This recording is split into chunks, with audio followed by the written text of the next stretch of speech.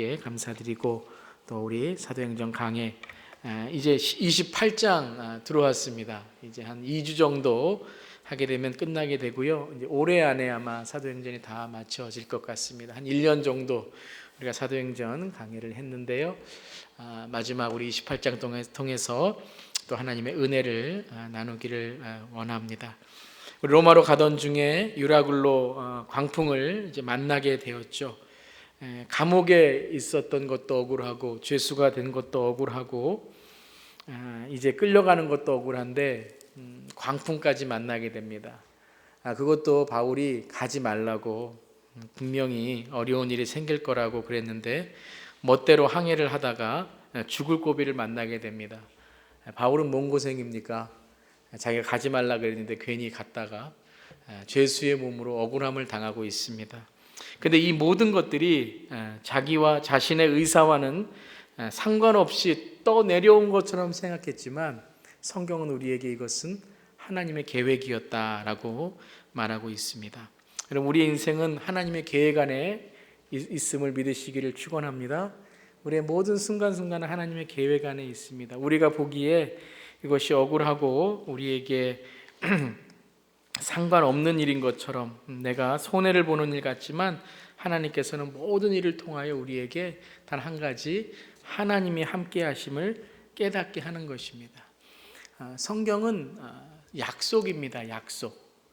구약과 신약이죠. New Testament, Old Testament. 테스트먼트라는 것은 언약이란 뜻입니다. 그러니까 성경은 하나님이 우리에게 약속하신 것을 이루시는 책이라는 뜻입니다. 바울에게도 약속하신 것이 있습니다. 그것은 바로 로마로 가겠다. 내가 너를 로마로 인도하겠다. 내가 너를 보호하겠다라는 약속이었습니다. 그 약속 때문에 276명의 배 있는 사람이 바울 때문에 살았고, 바울 때문에 그들은 하나님의 은혜를 경험하게 됩니다. 우리 지난 시간에 유라굴로 우리 광풍에 대해서 우리 첫 번째 시간 나누었는데요. 하나님께서 깨닫게 하신 세 가지가 무엇이었습니까? 첫 번째는 인생에서 가장 중요한 것이 무엇인지 깨닫게 되었죠. 죄송합니다. 우리 어려움을 만나면, 특별히 어려운 위험한 위기를 만나면 뭐가 제일 중요한지를 알게 되죠. 인생의 본질을 알게 되는 거예요. 짐이 중요한 게 아니라, 지금 물건이 중요한 게 아니라 생명이 제일 중요한 거죠. 처음에는 그게 들리지 않았습니다. 바울이 생명을 잃을 것이다 라고 이야기했지만 사람들은 우리가 좀 편한 데 가서 겨울을 나야 되고, 지금 조금 돈을 절약을 해서 가야 되고, 이런 좀 비본질적인 것에 매달려 있었던 것이죠. 근데 막상 광풍이 불고 죽게 되니까 이제 모든 것을 버리고, 오늘도 닻을 내리고 돛을 내리고 모든 걸 버리고 가장 중요한 목숨을 구하기 위해서 그들은 노력을 했습니다. 그러니까 우리가 어떤 어려움에 처하게 되면 뭐가 제일 중요한지를 알게 되는 거죠. 신앙도 그렇습니다. 신앙의 어려움을 만나다 보면 신앙에서 가장 중요한 것이 무엇인가, 그걸 깨닫게 되죠. 그건 바로 하나님을 의지하는 것이라는 것입니다. 첫 번째는 인생의 본질을 깨달았죠. 신앙의 본질을 깨달았죠. 무엇이 가장 중요한 것인지를 이 광풍을 통해서 깨달았습니다. 두 번째는 하나님의 임재, 누가 가장 중요한 분이신가, 누구의 말을 들어야 되는가, 누구의 음성을 들어야 되는가 하는 것을 깨닫게 되었죠. 그 가운데 이제 믿음의 리더가 생기는 거죠. 여러분, 평소에는요 몰라요 누가 믿음의 사람인지. 근데 위기의 상황에 처해 있던가 그 상황을 대처해 나가는 모습을 보면 저 사람이 믿음의 사람이라는 것을 알게 되죠. 평소에는 기도 말씀 얘기하지만요, 위기에 처하고 어려움에 처할 때는 돈 얘기하고 사람들 이야기하고 하는 건 믿음의 사람이 아니죠. 가장 어려움에 처했을 때에 바울은 믿음을 이야기하고 힘을 내세요. 우리는 살 것입니다. 하나님께서 약속하셨습니다. 하나님의 메시지를 전하게 되었습니다. 그래서 그 유라굴로를 만난 이 알렉산드리아 배가 꼭 교회와 같아요. 바울이 바로 그 가운데 메시지를 전하고 그들이 죽게 되었는데 구원을 얻는 그러한 그 광풍 속에 있었던 바로 교회와 같은 말씀을 선포하는 곳이 되었습니다. 여러분, 유라굴로와 광풍과 같은 그러한 어려움을 만날 때에 특별히 세 가지 인생의 본질을 우리가 무엇이 가장 중요한 것인가를 깨닫고 하나님의 임재, 하나님의 약속을 우리가 바라보며 믿음의 리더로 세워지기를 바랍니다. 그것이 지난주에 보았던 우리 세 가지였고요. 오늘은 이제 두 번째로 그 하나님의 약속 속에서 하나님은 무엇을 이루기를 원하시는가. 지난주에는 하나님께서 함께 하신 바울의 모습, 유라굴로 광풍을 통하여 나는 너와 함께 한다, 나는 언제나 너와 함께 할 것이다 라는 하나님의 약속을 우리가 바라보았다면요, 오늘은 그 약속을 통해서 하나님은 무엇을 이루기를 원하시는가. 바울이 이것을 깨닫고 하나님께서 무엇을 이루시기를 원하시는가를 오늘 이 말씀을 통해서 우리에게 전해주고 있습니다. 첫 번째는 유라굴라 광풍으로 구원의 주님을 만나게 하셨습니다. 하나님의 최종 목적은 구원입니다. 아멘. 우리의 인생의 최종 목적은요, 목숨을 유지하고 목숨을 찾고 우리의 인생을 회복하는 그것도 하나님의 하나의 뜻이지만 그거는 그 구원을 위한 하나의 수단입니다. 하나님을 만나고 하나님을 통해서 우리가 구원하시는 주님을 우리 깨닫게 하기 위한 것이죠. 오늘도 유라굴로의 광풍을 통하여 그들에게 하나님이 누구신가를 알게 하고, 그리고 그 하나님이 구원하시는 하나님이다라는 것을 깨닫게 하였습니다. 우리 지난 시간에 사도행전 27장 22절부터 26절 통해서 바울이 꼭 설교와 같은 하나님의 말씀을 선포하게 되죠. 우리 함께 한번 읽어보겠습니다. 시작. 그러나 이제 나는 여러분에게 권합니다. 기운을 내십시오. 이 배만 이를 뿐 여러분 가운데 한 사람도 목숨을 잃지는 않을 것입니다. 바로 지난밤에 나의 주님이시요 내가 섬기는 분이신 하나님의 천사가 내 곁에 서서 바울아 두려워하지 말아라. 너는 반드시 황제 앞에 서야 한다. 보아라, 하나님께서는 너와 함께 타고 가는 모든 사람의 안전을 너에게 맡겨주셨다 하고 말씀하셨습니다. 그러므로 여러분 힘을 내십시오. 나는 하나님께서 나에게 말씀하신 그대로 되리라고 믿습니다. 우리는 반드시 어떤 서름으로 밀려가 닿게 될 것입니다. 아멘. 우리 옆 사람에게 한번 이렇게 우리 인사할까요? 힘을 내세요. 우리 한번 이렇게 인사하겠습니다. 힘을 내세요, 여러분. 참 우리 인생은 때로는 험한 그런 길을 가는 고해와 같은 인생일 때가 있습니다. 그럴 때 하나님 우리를 통하여 무엇을 깨닫게 하시는가? 하나님의 음성을 듣게 하시죠. 힘을 내세요. 그런 찬양 있잖아요. 힘을 내세요, 힘을 내세요. 주님이 손잡고 계시잖아요. 주님이 나와 함께함을 믿는다면 어떤 역경도 이길 수 있잖아요. 다 함께 한번 해볼까요? 힘을 내세요, 힘을 내세요. 주님이 손잡고 계시잖아요. 주님이 나와 함께함을 믿는다면 어떤 역경도 이길 수 있잖아요. 아멘. 오늘 이렇게 찬양을 잘하세요. 은혜롭습니다. 여러분 힘을 내시길 바랍니다. 어떤 역경도 주님의 손잡고 나아갈 때에 이길 줄 믿습니다. 그게 주님의 구원이에요. 주님의 손을 잡는 게 바로 구원이에요. 우리가 내 자신을 구원하는 것이 아니라, 어려움 속에서 내가 이길 수 있다는 것이 아니라 주님의 손을 잡고 주님을 따라갈 때에 그것이 우리에게 있는 구원의 힘인 줄 믿습니다. 이들이 배가 다 부서졌어요. 배는 분명히 잃을 거라고 했습니다. 여러분 우리는요, 구원이라고 하면서 우리는 세상적인 것을 가질 때만 구원이 이루어질 것이라고 생각을 해요. 때로는요, 우리가 정말 중요한 것을 찾기 위해서 때로는 잃어야 될 것이 있습니다. 놓아야 될 것이 있습니다. 여러분 원숭이 사냥하는 방법 아세요? 이렇게 항아리가 있는데요, 입구가 아주 좁은 그런 항아리를 거리에다가 놓은대요. 원숭이가 지나가는 거리에다가. 그 안에다가 원숭이가 좋아하는 바나나를 이렇게 집어넣는다고 합니다. 그러면 원숭이가 와서 이렇게 보고 자기가 좋아하는 바나나니까 손을 넣어서 그 바나나를 가져가려고 합니다. 그런데 입구가 좁으니까요, 들어갈 때는 손이 있지만 나올 때는 바나나를 잡았기 때문에 그게 나오지가 않는 거예요.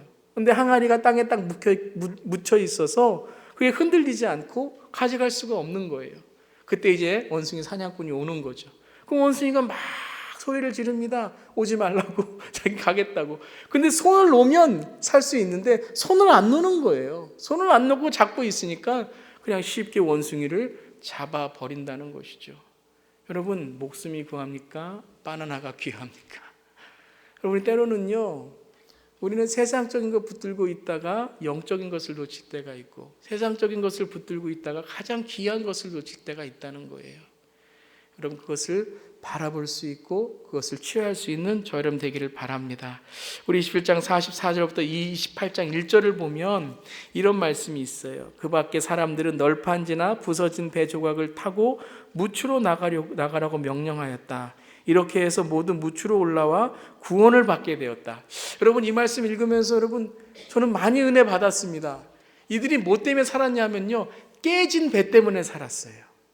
배가 깨지지 않았으면 이 사람들 살 수 없어요. 배가 그대로 있었으면 이들은 배와 함께 침몰됐을 거예요. 얼마나 여러분 마음 아픈 일입니까? 근데 배가 깨졌어요. 배가 파손이 됐어요. 부서진 배 조각이 됐습니다. 그래서 부서진 배 조각을 타고 한 사람씩 무추로 나갈 수 있었던 거예요. 보세요, 여러분. 하나님께서는 깨진 배 조각을 갖고 구원을 이루신다는 거예요. 때로는 우리가 고난과 어려움과 참 마음 아픈 일들이 있는데 그것 때문에 우리 주님 만날 때 있어요.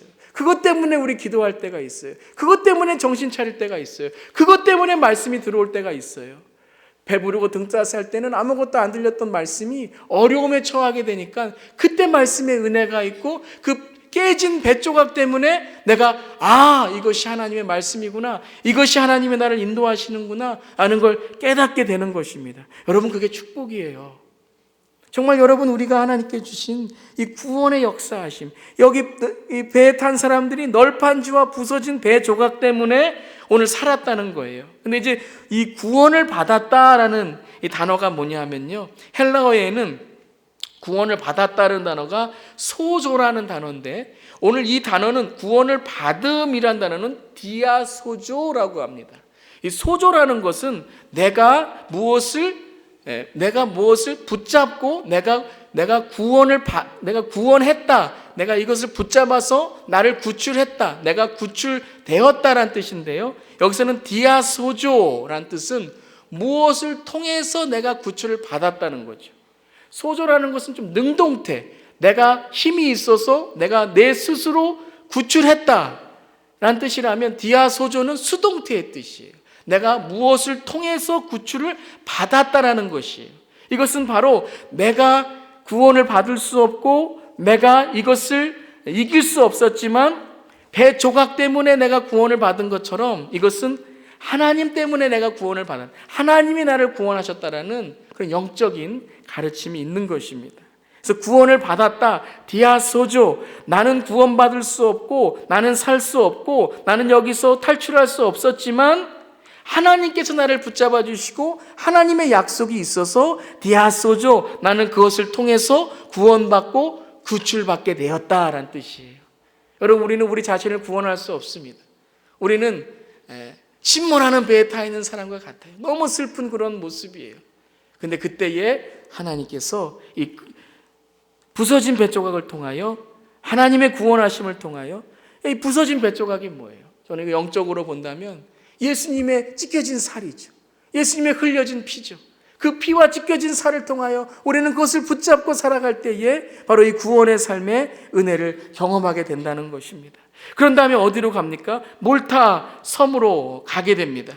이 몰타 섬으로 가서 그들이 이제 하나님의 은혜를 또 경험하게 됩니다. 그래서 28장 1절에 우리가 안전하게 목숨을 구한 뒤에야 비로소 그것이 몰타 섬이라는 것을 알게 됩니다.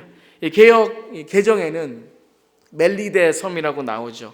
이 원래는 이제 멜리데 섬인데 지금 여러분 아마 그 이탈리아의 시리아 쪽으로 가보시면 이 몰타 섬이라는 섬을 아마 가보신 분들도 있을 거예요. 여러분 뒤에 보시면 지도가 있는데요. 28장 전체, 27장과 28장 전체를 지도로 한번 이렇게 그려봤습니다.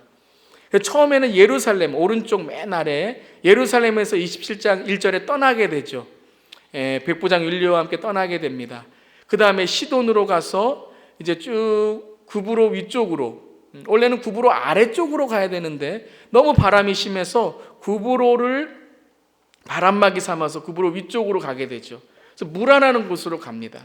거기서 알렉산드리아 배로 바꿔 타고 이제 쭉 니도라는 섬으로 쭉 가게 됩니다.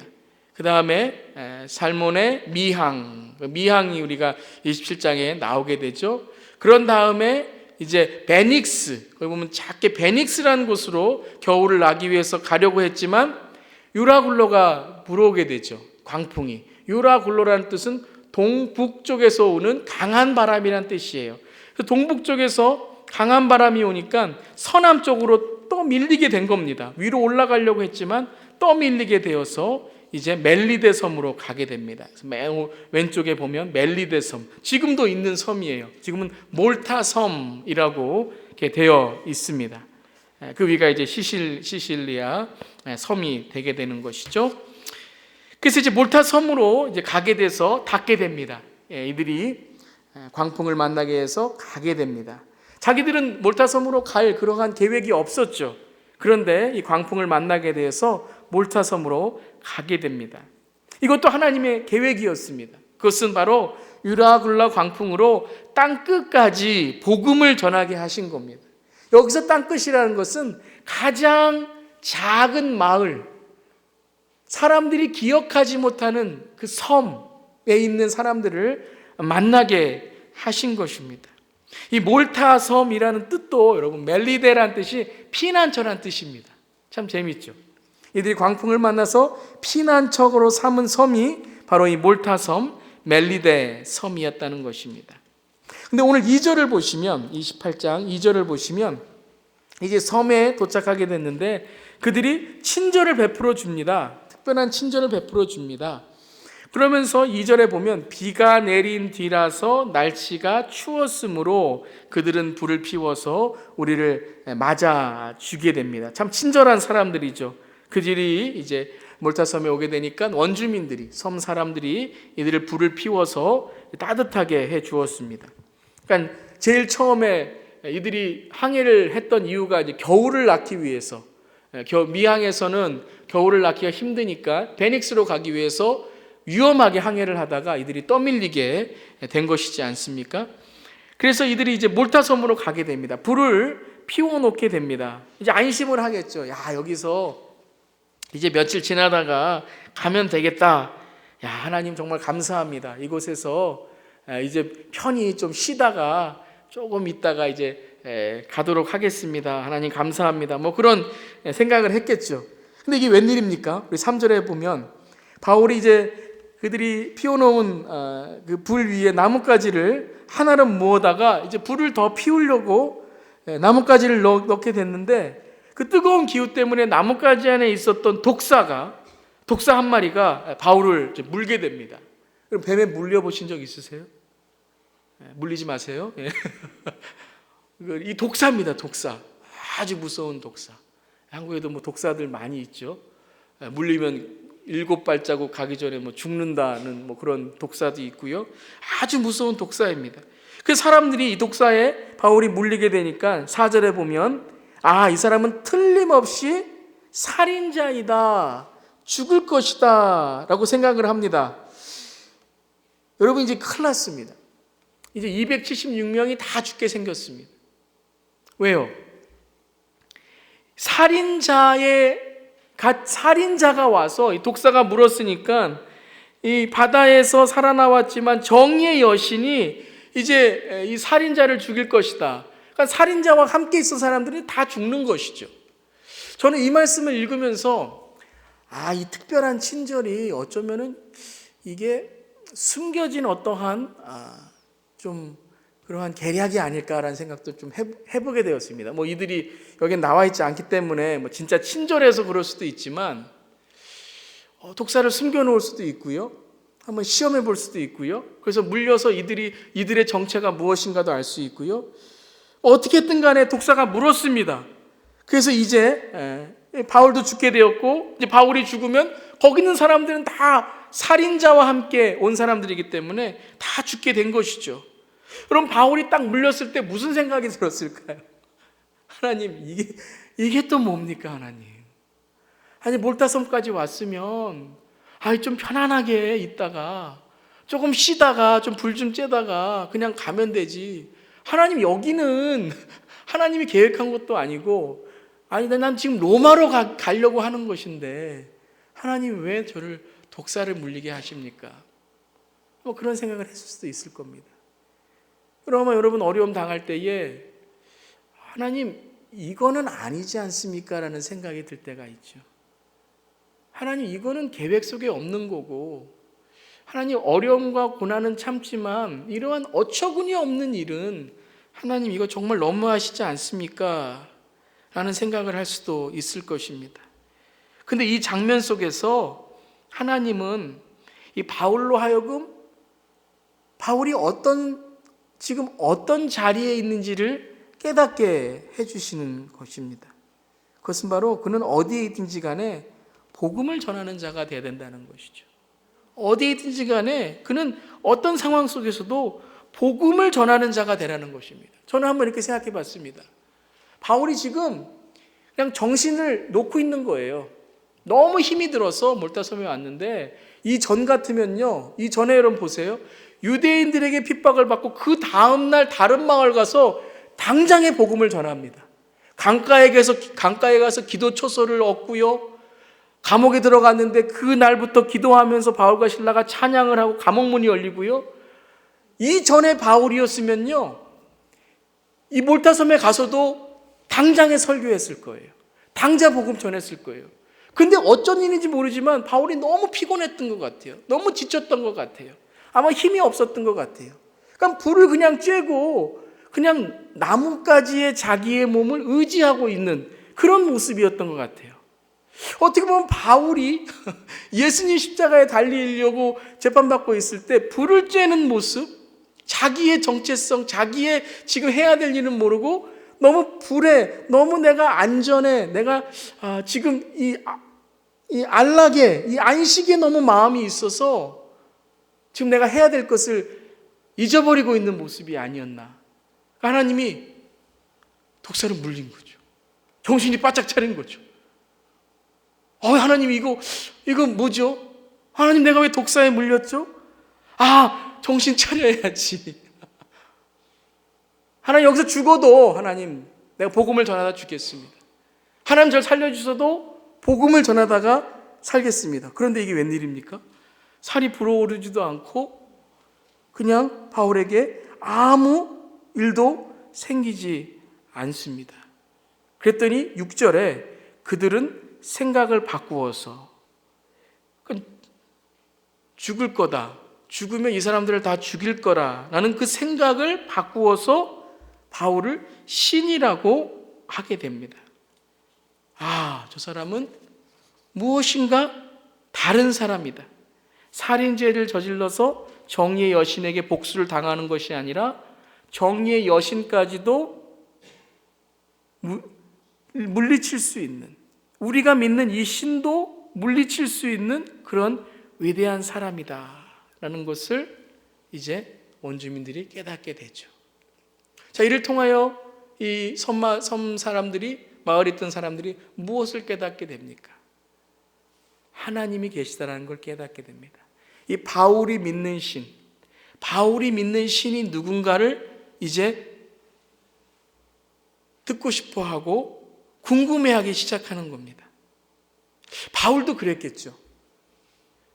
독사에 물렸을 때, 내가 이제 여기서 복음의 마지막을 감당해야 되는구나 라는 생각했지만, 독사가 물었을 때에 그가 생각나는 말씀이 있었을 겁니다.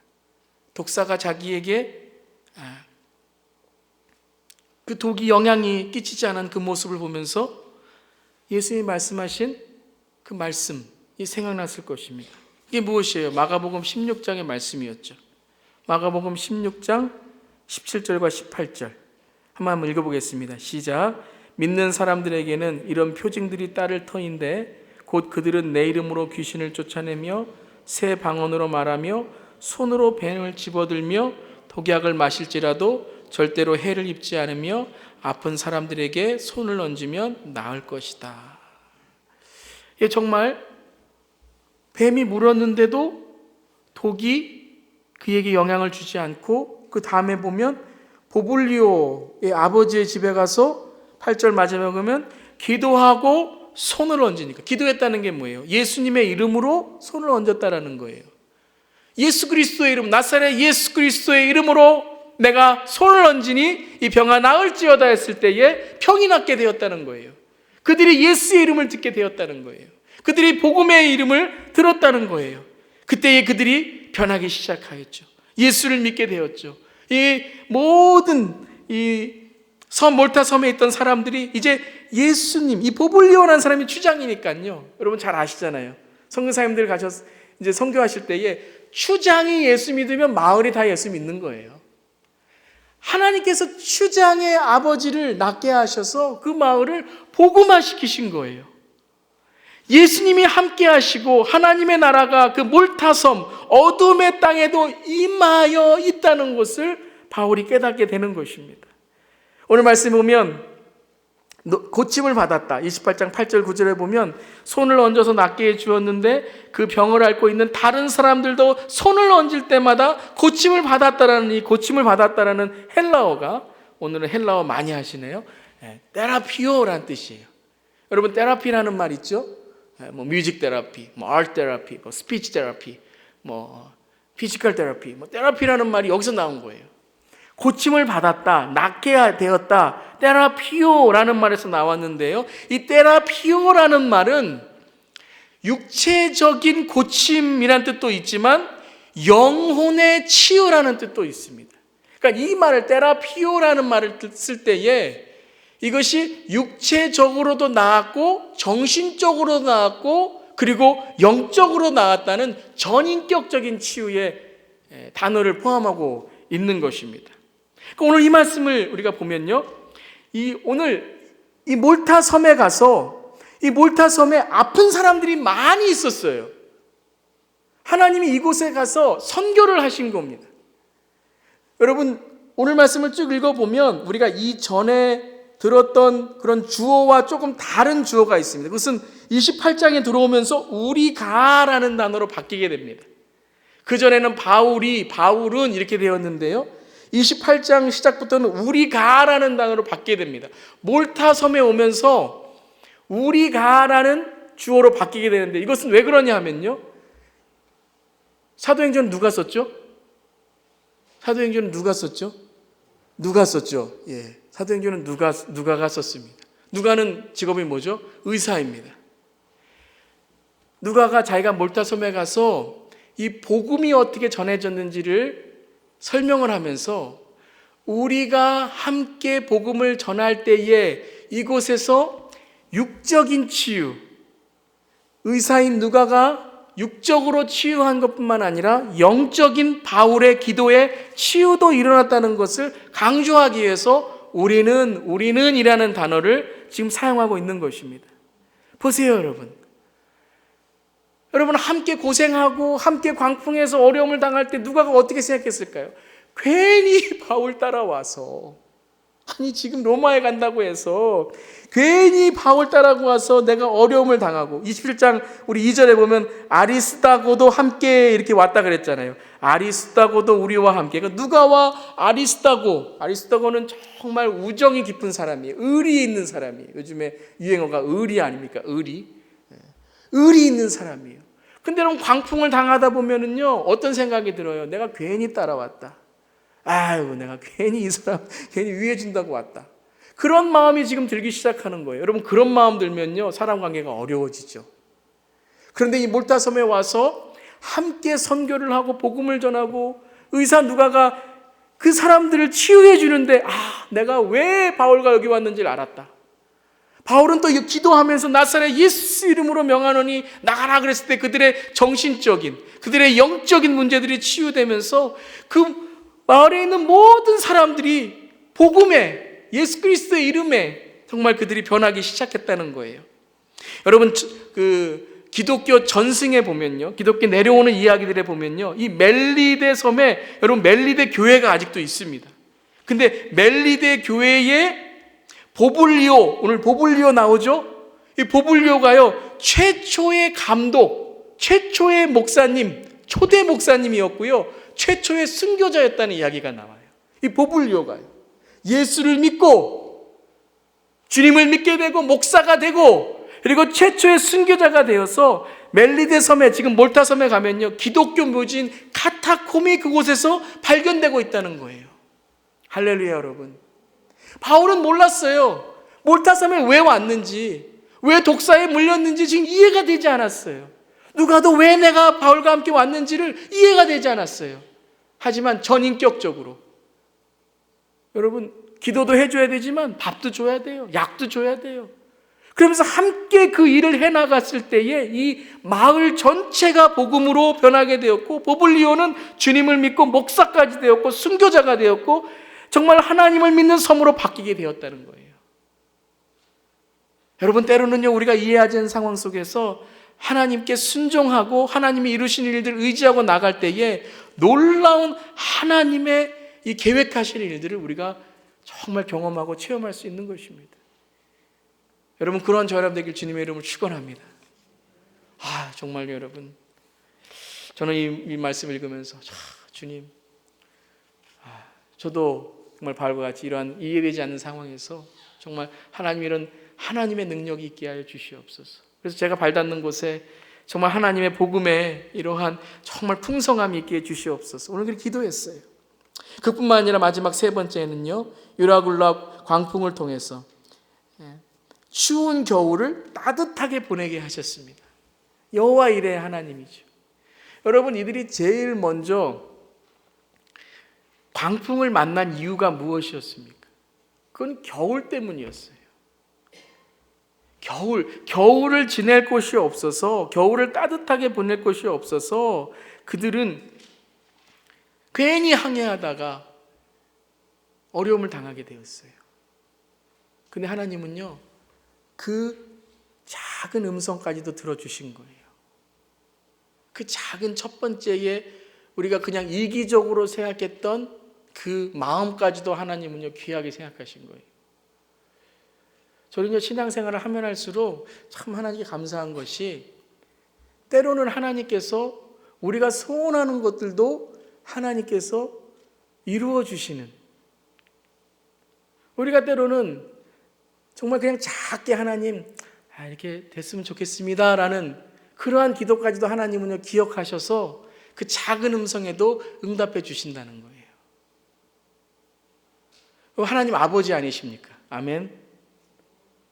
하나님은요, 우리가 때로는요, 하나님, 정말 이루고 싶어요, 하나님이 영광에 위해서 이렇게 하고 싶어요 할 때 하나님의 때가 있지만 하나님은 그것을 이루어 주고자 하시는 마음이 있으시다는 거예요. 저는 그것을 너무너무 경험하게 됩니다. 우리가 하나님 믿으면요, 그럼 때로는 우리가 다 포기해야 되는 것처럼 생각을 해요. 내가 좋아하는 것도 포기해야 되고, 내가 잘하는 것도 포기해야 되고, 저도 목사 될 때 그렇게 생각했어요. 제가 좋아하는 거 포기해야 되고, 제가 잘하는 것도 포기해야 되고, 그냥 무조건 목사로만 살아야 되고. 근데 그게 아니에요, 여러분. 하나님께 주시는 기쁨이 이 수준이 다른 거예요. 제가 예전에는 가요도 좋아하고 막 그랬었거든요. 그러면 이제 예수 믿으면, 이제 주님 따라가면 이제 그런 음악은 이제 못하겠다. 근데 아니에요, 여러분. 더 찬양을 통해서 하나님께서 얼마나 좋은 은혜를 주시는지 몰라요. 하나님께서는 우리의 모든 작은 기도와 소원도 듣고 계신다는 거예요. 겨울을 나기 위해서 잘못 항해를 하다가 광풍을 맞았는데 하나님께서는 몰타섬으로 인도하셔서요, 그들에게 겨울을 아주 따뜻하게 지낼 뿐만 아니라 정말 의미 있게 지내게 하셨다는 거예요. 복음을 전하고 모르는 사람들을 만나게 하고, 그 다음에 28장 오늘 10절과 11절에 보면요, 우리 한번 함께 읽어보겠습니다. 시작. 그들은 극진한 예로 우리를 대하여 주었고 우리가 떠날 때에는 우리가 필요한 물건들을 배에다가 실어 주었다. 석 달 뒤에 우리는 그 섬에서 겨울을 난 디오스구스라는 이름이 붙은 알렉산드리아 배를 타고 떠났다. 예, 여러분, 극진한 예. 그리고 떠날 때에는 필요한 물건을 다 배에다가 실어주고, 여러분 돈 없었어요. 아무것도 없었어요. 그런데 마지막에 겨울을 지난 이후에는 필요한 것들이 모두 채워지는, 그래서 이 채워진 걸로 로마의 선교의 발판이 된 거예요. 만약에 여러분 그냥 바울이 자기에 있는 것으로만 했다면 다 뺏겼겠죠. 죄수고 감옥에 있는데 다 가져갔겠죠. 근데 이 광풍을 통해서 하나님은요, 선교 기금 마련 캠페인을 하신 거예요. 백부장으로 하여금, 바울이 지금 선교한다 그러면 백부장이 뭐라 그래요? 바울이잖아요. 하세요. 그래서 여러분 28장 우리가 다음 시간 보겠지만요, 바울이 로마에 가서 복음을 전하고 성경 공부를 하고 하는데 아무런 어려움이 없었어요. 감옥에 있는 것이 아니라 우리 28장 마지막에 보면 새 빵을 얻어서 거기서 두 해를 지나면서 하게 돼요. 죄수인데 이러한 일이 일어났어요. 어떻게 해요? 유라굴로 광풍 때문에요. 유라굴로 광풍에 276명을 구원하고 구출했기 때문에 인정을 받은 거예요. 여러분, 유라굴로 광풍을 여러분 우리의 삶 속에 너무 두려워하지 마세요. 그것 때문에 우리는 더 놀라운 일들을 우리가 이룰 수 있다는 거예요. 여러분, 낙심하지 마세요. 주님의 일을 하다가 낙심하지 마세요. 낙심하지 않으면 때가 이를 때 거두게 되는데요, 그 거둔다는 것은 그냥 우리가 원하는, 우리가 생각하는 그 소원이 아니라 하나님의 소원, 하나님의 때, 하나님의 최고로 열릴 줄을 믿습니다. 우리 갈라디아서 6장 9절 10절 한번 읽어볼까요? 시작. 선한 일을 하다가 낙심하지 맙시다. 지쳐서 넘어지지 아니하면 때가 이를 때 거두게 될 것입니다. 그러므로 기회가 있는 동안에 모든 사람에게 선한 일을 합시다. 특히 믿음의 식구들에게는 더욱 그렇게 합시다. 예, 여러분 헌신하고 봉사하시고, 여러분 정말 주님이 여러분에게 하신 일들을 낙심하지 않고 주님을 바라보면서 하기를 주님의 이름으로 축원합니다. 빌립보서 1장 6절 말씀 우리 함께 읽겠습니다. 시작. 선한 일을 여러분 가운데서 시작하신 분께서 그리스도 예수의 날까지 그 일을 완성하시라고 나는 확신합니다. 아멘. 아멘. 여러분, 누가 시작하신다고요? 하나님이 시작하신 일이에요. 바울의 복음, 바울의 선교 누가 시작하신 일이에요? 하나님이 시작하신 일이에요. 하나님이 시작하시면 막을 자가 없고, 하나님이 시작하시면 멈출 자가 없는 것이에요. 그 예수의 날까지 그 일을 완성하시라고 나는 확신합니다 라고 바울은 빌립보서 1장에 고백합니다. 우리 빌립보서 2장 12절 13절 한번 읽겠습니다. 시작. 그러므로 사랑하는 여러분이 언제나 순종한 것처럼 내가 함께 있을 때뿐만 아니라 지금과 같이 내가 없을 때에도 더욱더 순종하여서 두렵고 떨리는 마음으로 자기의 구원을 이루어 나가십시오. 하나님은 여러분 안에서 활동하셔서 여러분으로 하여금 하나님을 기쁘게 해드릴 것을 염원하게 하시고 실천하게 하시는 분입니다. 아멘. 여러분, 우리 안에 활동하시는 주님, 이게 중요한 거예요. 여러분의 마음을 주님께 드려서 주님이 내 마음에 활동하실 수 있도록, 그리고 내 소원이 주님의 소원, 주님이 실천하실 수 있는 그런 사람이 되기 위해서 어떻게 된다고요? 우리가 날마다 내 구원을 확인할 수 있어야 됩니다. 주님이 나와 함께 하시는 그 구원을 확인하고 나아갈 때에 그 다음에 있는 것들은 하나님께서 어떻게 하신다고요? 하나님께서 이루신다는 거예요. 첫 단추가 중요합니다, 여러분. 첫 단추 잘못 끼면요, 그 다음부터는 아무리 이쁘게 단장을 해도 바보같이 보여요. 바보같이 보여요, 여러분. 아무리 멋있게 모자를 쓰고 해도 첫 단추 잘못하면요, 지퍼 하나 열리면요, 바보같이 보여요. 크리스천이 세상에서 바보같이 볼 때가 뭐예요?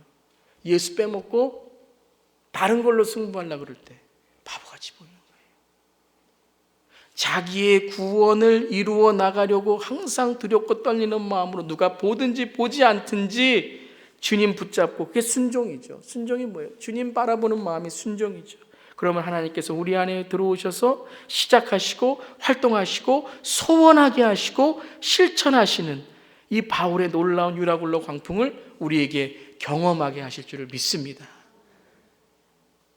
오늘 유라굴로 광풍을 통하여 놀라운 하나님의 은혜를 우리가 경험하게 됩니다. 때로는 유라굴로 광풍과 같은 그러한 우리 어려움과 고난이 있을 때에 힘을 내세요. 주님의 손을 붙잡으세요. 주님이 나와 함께 하신다면 어떤 역경도 이길 수 있을 줄 믿습니다. 우리 한번 찬양하겠습니다. 우리 찬양 다 올라오시고요. 하나님 한 번도 나를 실망시키신 적 없으시고, 우리 한번 이 찬양 정말 가사를 생각하시면서요, 정말 언제나 공평과 은혜로 나를 지키신 주님, 오 신실하신 주, 오 신실하신 주, 주님의 약속을 붙잡으세요. 주님이 나와 함께 하심을 여러분 붙잡으시길 바랍니다. 우리 한번 이 찬양 한 다음에 우리 기도하겠습니다.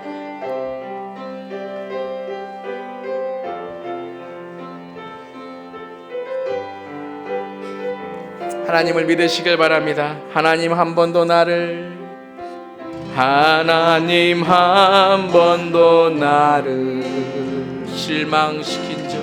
실망시킨 적 없으시고, 언제나 공평과 은혜로 나를 지키셨네. 오 신실하신 주, 오 신실하신 주, 오 신실하신 주, 내 너를 떠나지도 않으리라, 내 너를 버리지도 않으리라. 약속하셨던 주님, 그 약속을 지키사 이후로도 영원토록 나를 지키시리라 확신하네. 지나온 모든 세월들 돌아보아도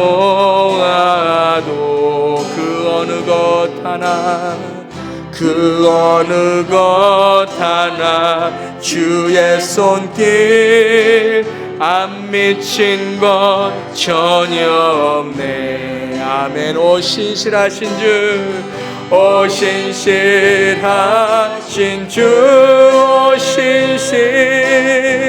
오 신실하신 주, 내 너를 떠나지도 않으리라, 내 너를 버리지도 않으리라. 약속하셨던 주님, 그 약속을 지키사 이후로도 영원토록 나를 지키시리라 확신. 오 신실하신 주, 오 신실하신 주, 오 신실하신 주, 아멘. 오 신실하신 주, 내 너를 떠나지도 않으리라, 내 너를 버리지도 않으리라. 약속하셨던 주님, 그 약속을 지키사 이후로도 다시 한번 이후로도 영원토록, 다시 한번 이후로도 영원토록, 이후로도 영원토록 나를 지키시리라 확신하네. 아멘. 우리 한번 이 시간에 기도하겠습니다. 신실하신 주님을 믿으세요. 신실하신 주님을 믿으세요. 실수하지 않으시는 주님, 우연은 없습니다. 하나님의 계획 속에 우리를 만나게 하시고 오늘도 이기게 하시고 이기는 자의 샬롬으로 평안케 하시는 주님, 내 너를 버리지도 않는 주님의 약속 붙들고 하나님이 약속으로 살아가는 우리 되게 달라고, 믿음으로 살아가는 우리 되게 달라고 우리 다 함께 한번 이 시간에 통성으로 기도하겠습니다. 하나님, 이 시간에 기도합니다. 하나님 아버지,